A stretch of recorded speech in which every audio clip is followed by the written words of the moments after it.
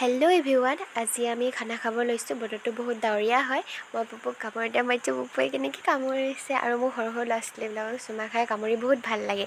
তাৰপিছত মই আহি গ'লোঁ আমাৰ শাকনি বাৰীত জলকীয়া ছিঙিবলৈ। আইতাই লগতে দাংবডি ছিঙি আছে ভাজিবৰ কাৰণে। মই লগতে জলকীয়া কেইটামান ছিঙি লৈলোঁ আৰু মই লগতে লৈছোঁ পিঁয়াজ কুটি। তাৰ লগত আছে মোৰ কাষত পুপুৱে কি কৰি আছে চাওকচোন, পিঁয়াজ দুটা লৈ চাই আছে আৰু মোক মানে চাবহি, মই তালৈ চাই আছোঁ নাই, মানে খাব মানে সি মনে মনে। মোলৈ এবাচ আছে আৰু সি নিজে পিঁয়াজটোলৈ এবাচ আছে। পিঁয়াজটো মনে মনে খালে। তো মই পিঁয়াজটো কাঢ়িলে তাক এডোখৰ খুৱাই দিলোঁ।